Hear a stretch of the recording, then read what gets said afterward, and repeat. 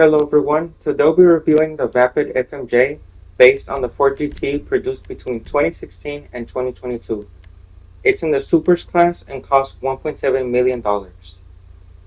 The real-life Ford GT is an absolutely beautiful car. I feel like it's ahead of its time, even though it's from the 2010s and 2020s. I feel like it's one of those cars that are just ahead of its time. It does share some influence. The FMJ does share some elements and influences from other vehicles, such as the Aston Martin Vault car and a few other Ferraris in the rear end, such as a 488. But 90% of the FMJ is just based on the Ford GT, and you can really tell. It has that beautiful, very futuristic design. It's a quite aerodynamic car. Its customization is fairly limited, so I basically went through it already, pretty much. So the best that you can do is just get a very nice color, whatever color you want. You can even paint the brake calipers. That's what I'm gonna do. I'm gonna color match that. And there are a few roof options here, spoiler options, which I'll get to in a bit. This car doesn't have any livery, so unfortunately it does lack that. The real car did have quite a few vehicles that featured livery, such as the Golf livery. For example, there's quite a few other decals and stuff like that. Um, but what I'm gonna do is I'm just gonna recreate the production model. This is one of the few cars that Rockstar has made that really deserves an update. It deserves a full glow up with performance and the customization. I'll touch on the performance in a bit once I'm done here. But it's just one of those very nice cars that I feel just deserves a lot more.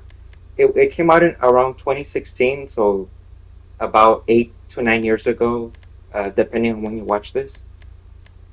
But anyway, even with a new wheel selection, it really does brighten this car up a bit. It makes it look better. So it's good that Rockstar has given us more wheels to play around with. The Super looks look good. The high fives, which are the ones that I went for, those are closer to the production model. It's not completely similar, but it's just close with a 5-spoke design.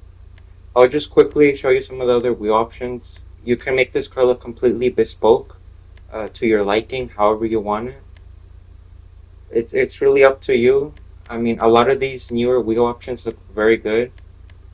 It would be cool if Rockstar gave us a few more wheels just to really brighten these cars up like they deserve, because these designs are very nice.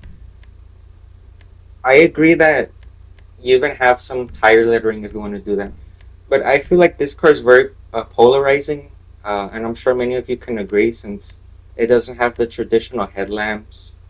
But other than that, I mean, it's very nice to look at.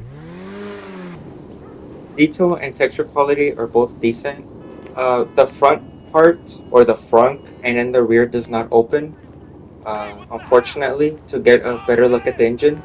But the engine model itself is reused in other vehicles prior to 2016, so it's nothing new. The interior here is reused in other vehicles as well. I'm sure some of you may recognize this, but it's not a big deal. It still fits the car. But the overall car is just beautiful. I cannot just say that enough. My only complaint is that the doors don't open just like the real life GT. Speed is decent and the handling is great. While it is pretty good with top speeds or just getting up to speed itself, I feel like it still deserves a boost, specifically an HSW upgrade from the LS Carmeet. This is one of those cars that are very much worthy of that. The handling is just spectacular. I feel like it's a level above great. Um, you really have to drive it around and just get a feel for yourself of just how well it handles. This is exactly what a car in this class is supposed to feel like. But as I said, the only complaint here is that it needs to be a bit faster in order for it to be more worth it. Now, this vehicle came out a very long time ago, as I stated before, but it just deserves a glow up overall with the customization, with the performance. But other than that, I mean, it's beautiful. It's so very pleasant to drive around. And that's all I got to say about this car. If you guys found my review useful, please check out some of my other videos. I'm sure you'll like them.